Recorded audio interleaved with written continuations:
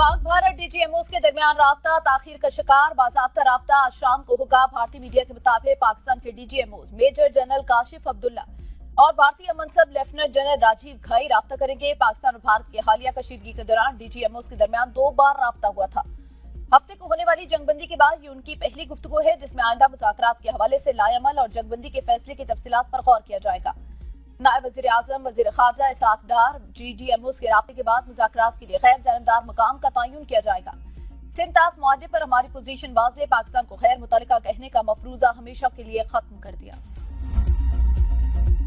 आगे जो अभी तक नेगोशिएशन स्टार्ट नहीं हुई, तो है कि इस नेगोशिएशन जल्द स्टार्ट हो जाएंगी और उस पर एक मेरी राय के मुताबिक 3 पॉइंट्स का एजेंडा होगा, जिसमें पानी है, दहशतगर्दी है और कश्मीर है।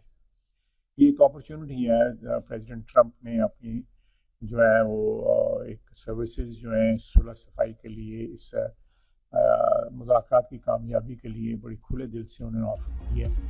अभी तक मुज़ाकरात शुरू नहीं हुए, तवक्को है जल्द शुरू हो जाएंगे। वज़ीर दिफा ख्वाजा आसिफ ने एबीएन न्यूज़ से गुफ्तगू में कहा, मेरी राय के मुताबिक मुज़ाकरात का 3 नुकात का एजेंडा होगा, जिसमें पानी, दहशतगर्दी और कश्मीर है। मोदी ने इस खत्ते को एक ऐसे जहन्नुम में धकेलने की कोशिश की, अल्लाह ने बचा लिया। हमारी अफवाज आहली दीवार बनकर खड़े हुए। ये मसले अब सेटल होने चाहिए। सदर ट्रंप ने सुलह सफाई और मुज़ाकरात की कामयाबी के लिए अपनी खिदमत बड़े खुले दिल से ऑफर की। बरसगीर में अमन के लिए भारत और पाकिस्तान को इस मौके का फायदा उठाना चाहिए। भारत ने सीज फायर का न सिर्फ अमरीका को कहा, बल्कि तमाम दोस्त ममालिक को कहा कि हम सीज फायर करना चाहते हैं।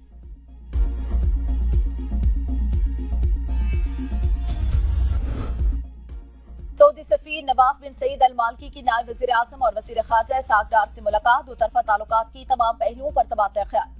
पाकिस्तान और सऊदी अरब के बिरादराना ताल्लुकात को मज़ीद मुस्तहकम करने के अज़्म का याद। तमाम शोबों में ताउन बढ़ाने पर इत्तेफाक।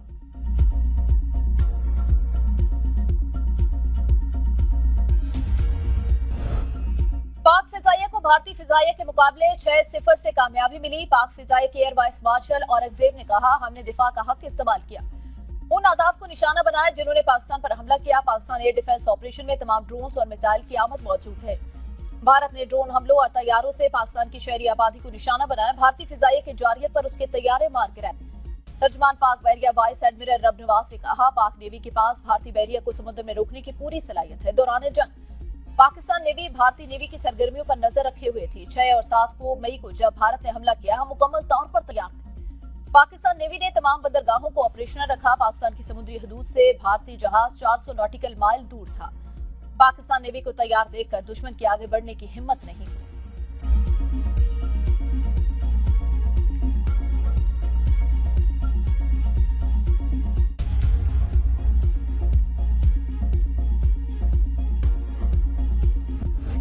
राफेल तैयारे पाकिस्तान के सामने फेल हो गए। भारतीय दिफाई तजज़ियाकारों ने भी तस्लीम कर दिया। कहते हैं इंडिया ने करोड़ों डॉलर से राफेल तैयारे खरीदे जो पाकिस्तान के सामने बेबस हैं। पाकिस्तान और चीन ने मिलकर एक ऐसा नेटवर्क बनाया जो ना नजर आने वाला था।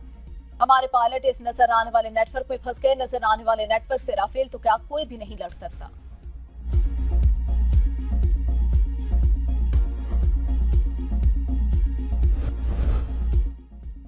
मौलाना मसूद अजहर के भाई हाफिज अब्दुल रऊफ के मारे जाने का भारतीय प्रोपेगेंडा भी बेनकाब। हाफिज अब्दुल रऊफ की नमाज जनाजा पढ़ाने की तस्वीर बरतानिया में तायना भारतीय सफीर ने स्काई न्यूज के प्रोग्राम में दिखाई थी। DCISPR ने प्रेस कॉन्फ्रेंस में भारतीय प्रोपेगेंडे को बेनकाब किया। प्रेस कॉन्फ्रेंस के दौरान सबूत के तौर पर हाफिज अब्दुल रऊफ का ताजा वीडियो बयान मीडिया के सामने पेश। हाफिज अब्दुल रऊफ पाकिस्तान की सियासी जमात से मुंसलिक है। भारतीय हुकूमत ने हाफिज अब्दुल रऊफ की तस्वीर का गलत इस्तेमाल करके आलमी सतह पर पाकिस्तान को बदनाम करने की नाकाम कोशिश की। भारत का ये वतीरा रहा कि बगैर किसी सबूत के प्रोपेगेंडा करता है।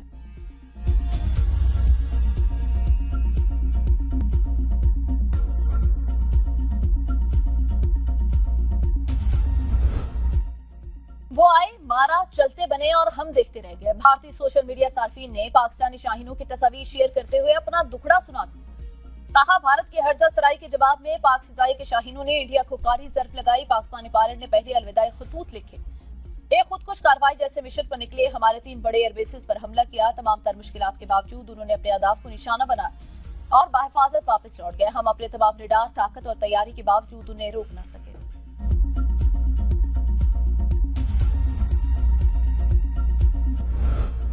तहरीक इंसाफ में अंदरूनी कशमकश शिद्दत अख्तियार कर गई। जुनैद अकबर का अलीमा खान का हुक्म मानने से इनकार। जुनैद अकबर ने पीएसी की चेयरमैनशिप से इस्तीफे के लिए बानी तहरीक इंसाफ से मुलाकात की शर्त रख दी। जुनैद अकबर ग्रुप का कहना है जुनैद अकबर को ओहदे से हटाने का हुक्म सिर्फ हवा में है, इसकी हकीकत नहीं। जुनैद अकबर को 2 बड़े ओहदे मिलने पर पार्टी में मुखालफत का सामना करना पड़ रहा था। जो अडयाला मुलाकात के लिए जाता है वो बानी को दूसरों के खिलाफ भड़का आता है। जुनैद अकबर का कहना है जब तक बानी पीछे बासाब्ता हुक्म नहीं देते उस वक्त तक इसकी कोई अहमियत नहीं। बानी तहरीक इंसाफ मुलाकात में खुद हुक्म दें या बासाब्ता जराए से हिदायत भिजवाएं, जब तक मुझे कंफर्म नहीं होता उस वक्त तक पीएसी की चेयरमैनशिप से ओहदा नहीं छोड़ूंगा।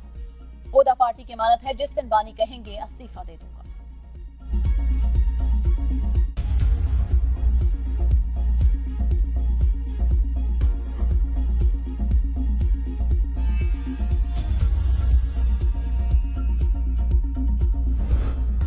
पीटीआई रहनुमाओं और कारकुनान के खिलाफ 4 अक्टूबर एहतजाज का केस। प्रोसिक्यूशन की जांच से मुकदमे का चालान अदालत में पेश। बैरिस्टर गौहर, अली अमीन गंडापुर, बैरिस्टर सैफ, उमर अयूब मुल्जिमान नामजद।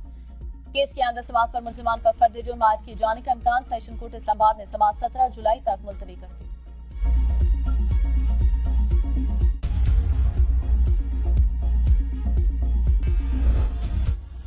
तनख्वाहदार तबके के लिए खुशखबरी। आइंदा माली साल के बजट में तनख्वाहदार तबके के लिए टैक्स शरह में कमी का इम्कान। विद होल्डिंग टैक्स और कारपोरेट इनकम टैक्स की शरह में कमी भी शामिल। टैक्स इकदाम के तहत रेवेन्यू पर पड़ने वाले असरात को टैक्स में छूट के जरिए बैलेंस किया जाएगा। इनकम टैक्स शरह में कम अज कम 2.5% कमी की तजवीज। हुकूमत बजट में 500 से 600 अरब रुपए के टैक्स इकदाम तजवीज कर सकती है। रवा माली साल तनख्वाहदार तबके से रेवेन्यू की वसूली मुतवक्के रेवेन्यू के मुकाबले में कहीं ज्यादा। कंपनियों पर आय शरह की टैक्स और सुपर टैक्स में कमी की भी तजवीज है।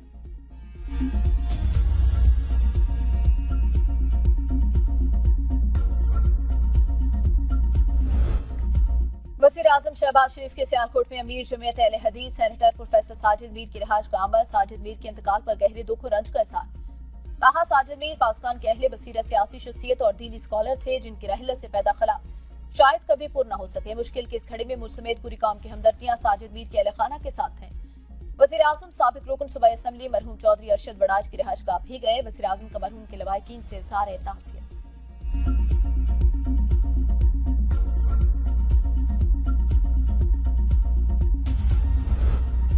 वज़ीर आला पंजाब का 20 जून तक 800 मराकज़े सेहत की रिवैम्पिंग का हुक्म। जिले और तहसील अस्पतालों में सफाई और सिक्योरिटी सर्विसेज की मौसर निगरानी का सिस्टम भी वज़ा करने की हिदायत। इजलास में मरीम नवाज हेल्थ क्लिनिक 71 और population management and family planning program के 75 मंसूबों का भी जायजा। सेहत के लिए मौसर तरीन सेंट्रल मॉनिटरिंग सिस्टम नाफिज करने का असूली फैसला। हर डिवीजन में थैलेसीमिया सेंटर कायम करने की असूली मंजूरी। 21 डिस्ट्रिक्ट और 15 तहसील हेडक्वार्टर अस्पतालों में थैलेसीमिया सेंटर बनेंगे। वज़ीर आला ने सूबे भर में आलमी मयार के मुताबिक ब्लड फ्राहमी के लिए प्लान तलब कर लिया। अस्पताल में जदीद तरीन आलात से मुसय्यन ट्रॉमा सेंटर कायम करने की तजवीज पर भी इत्तफाक। वज़ीर आला की इजलास की शुरा को ऑपरेशन बुनियान मरसूस की कामयाबी पर मुबारकबाद। कहा ऑपरेशन की कामयाबी ने कौम को नया एतमाद और कौमी जज्बे में नई रूह फूंक दी। दुनिया में पाकिस्तान की इज्जत और एहतराम में इजाफा हुआ। अमेरिका और चीन के दरमियान तिजारती माहिदा तय पा गया। अमेरिका ने चीनी मसनूआत पर ड्यूटी की शरह में 24% कमी कर दी। अमेरिका चीनी मसनूआत पर 10% की ड्यूटी बरकरार रखेगा। चीन और अमेरिका के दरमियान इक्तिसादी और तिजारती ताल्लुकात पर बातचीत जारी रखने पर इत्तफाक। फरीकैन के दरमियान आइंदा मुज़ाकरात चीन, अमेरिका या किसी तीसरे मुल्क में मुनक्किद किए जा सकते हैं। चीनी वज़ारत तिजारत ने कहा चीन 2 अप्रैल से अमेरिका पर आए जवाबी टैरिफ मुअत्तल या खत्म करेगा। अमेरिकी वज़ीर खजाना के मुताबिक चीनी मसनूआत पर 90 दिन के लिए टैरिफ की शरह में नुमायां कमी की गई।